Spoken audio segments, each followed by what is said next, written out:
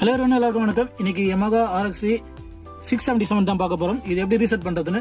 So இது என்ன மோட்லனா இருக்கட்டும், அதை பத்தி நம்ம ஒரே பண்ணிக்க வேண்டாம். ஜஸ்ட் ஸ்டாண்ட் பைல கொடுத்துட்டு இங்க ஸ்ட்ரைட்னு ஒரு பட்டன் இருக்கு பாத்தீங்களா, இந்த straight button plus main zone இது ரெண்டுத்தையும் சைமல்டேனியஸா பிரஸ் பண்ணீங்கன்னா அட்வான்ஸ் செட்டப் வரும். இங்க பாருங்க. ஸோ இந்த மாதிரி வந்துட்ட பிறகு இந்த ப்ரோக்ராம் பட்டனை நேவிகேட் பண்ணீங்கன்னா இந்த இடத்துல டிவி ஃபார்மேட்டுக்கு அப்புறம் மானிட்டர் செக், இதுக்கப்புறம் யூனிட் கேன்சல்னு வருது பாத்தீங்களா. இந்த இடத்துல திரும்ப வந்துட்ட பிறகு ஸ்ட்ரைட் பட்டனை பிரஸ் பண்ணீங்கன்னா யூனிட் ஆல்னு வரும். யூனிட் ஆல்னா கம்ப்ளீட்டா ரீசெட் ஆயிடும். யூனிட் கேன்சல்னா இப்போ ரீசெட் பண்ண வேணாம்னு அர்த்தம். யூனிட் வீடியோனா வீடியோ செக்ஷன் மட்டும் ரீசெட் ஆகும். யூனிட் ஆல்னா கம்ப்ளீட் ஆயிடும். ஸோ யூனிட் ஆல் வந்துட்ட பிறகு நீங்க மெயின் ஜோன் பட்டன் பிரஸ் பண்ணீங்கன்னா ரீசெட் ஆயிடும். ஸோ இதுக்கு முன்னாடி AV5ல 23 வால்யூம்ல இருந்துச்சு. இப்போ ஆட்டோமேட்டிக்கா BD போர்ட்ல போயிடும். HDMI 1ல வந்துடும். 40 வால்யூம்ல ஸ்டேபிளா இருக்கும். ஸோ இப்படி வந்துருச்சுன்னா உங்களுக்கு பக்காவா ரீசெட் ஆயிடுச்சுன்னு அர்த்தம். ஃபுல் சர்வீஸ் வீடியோ கீழே கமெண்ட்ல கொடுத்துருக்கேன், செக் பண்ணி பாருங்க. தேங்க்யூ.